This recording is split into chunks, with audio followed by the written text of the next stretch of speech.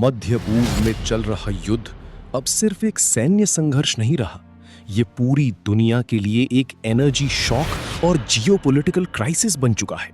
मध्य पूर्व में बढ़ते युद्ध ने वैश्विक ऊर्जा प्रणाली की सबसे कमजोर नस पर सीधा प्रहार किया है। अंतर्राष्ट्रीय ऊर्जा एजेंसी यानी इंटरनेशनल एनर्जी एजेंसी के अनुसार ये संकट आधुनिक इतिहास का सबसे बड़ा ऊर्जा झटका बनता जा रहा है। इसका सबसे बड़ा कारण है दुनिया का सबसे महत्वपूर्ण समुद्री मार्ग स्ट्रेट ऑफ हॉर्मूज, जहां से लगभग 20% वैश्विक तेल आपूर्ति गुजरती है। इस क्षेत्र में युद्ध, नाकाबंदी और सैन्य गतिविधियों के कारण जहाजों की आवाजाही बाधित हो चुकी है, जिससे पूरी सप्लाई चेन हिल गई है।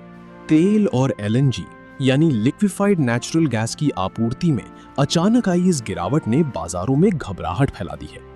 रिपोर्ट्स के अनुसार सैकड़ों मिलियन बैरल तेल वैश्विक बाजार से इफेक्टिवली गायब हो चुका है, यानी या तो वो निर्यात नहीं हो पा रहा या रास्ते में अटक गया है। इसका सीधा असर कीमतों पर पड़ा है। ब्रेंट क्रूड की कीमतें $100 प्रति बैरल के पार चली गई हैं, जो कई अर्थव्यवस्थाओं के लिए चेतावनी का संकेत है।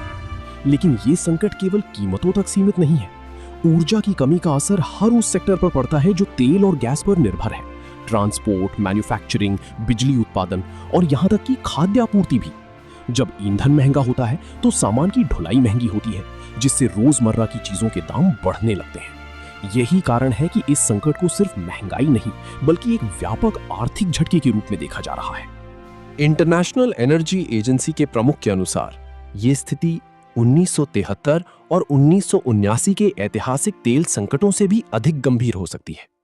उस समय भी तेल की आपूर्ति में कमी आई थी, लेकिन आज की वैश्विक अर्थव्यवस्था कहीं ज्यादा इंटरकनेक्टेड है, यानी एक क्षेत्र में आई बाधा का असर पूरी दुनिया में तेजी से फैलता है।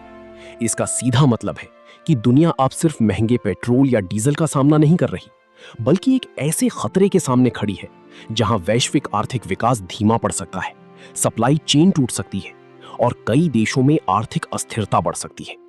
यानी ये संकट सिर्फ ऊर्जा का नहीं बल्कि पूरी वैश्विक व्यवस्था के संतुलन का है, जहां एक समुद्री रास्ते पर पैदा हुआ तनाव पूरी दुनिया की अर्थव्यवस्था को हिला सकता है। मध्य पूर्व में बढ़ता तनाव अब एक ऐसे मोड़ पर पहुंच चुका है जहां हर बयान अपने आप में एक चेतावनी बन गया है।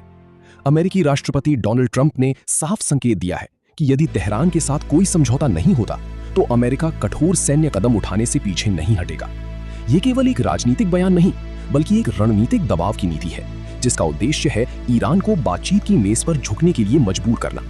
दूसरी ओर ईरान ने भी उतनी ही सख्त भाषा में प्रतिक्रिया दी है।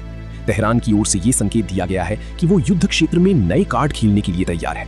इसका अर्थ केवल पारंपरिक जवाबी हमले नहीं बल्कि एक ऐसी रणनीति हो सकती है जो युद्ध के स्वरूप को पूरी तरह बदल दे। इसमें उन्नत मिसाइल सिस्टम, लंबी दूरी के ड्रोन और असमामित युद्ध यानी एसिमेट्रिक वॉरफेयर जैसी तकनीकों का इस्तेमाल शामिल हो सकता है, जहां सीधे टकराव के बजाय अप्रत्याशित और बहुस्तरीय हमले किए जाते हैं। ये स्थिति इसलिए और खतरनाक हो जाती है क्योंकि दोनों पक्ष पीछे हटने के बजाय दबाव बढ़ाने की रणनीति पर काम कर रही हैं। यदि ईरान अपनी नई सैन्य क्षमताओं का प्रयोग करता है तो ये संघर्ष अचानक तेज हो सकता है। वहीं अमेरिका के पास पूर्ण सैन्य कार्रवाई की क्षमता है, जिसमें हवाई हमले, नौसैनिक ऑपरेशन और साइबर युद्ध तक शामिल हो सकती है। सबसे बड़ा खतरा युद्ध विराम के टूटने का है। अभी तक जो भी सीमित शांति बनी हुई है वो बेहद नाजुक है।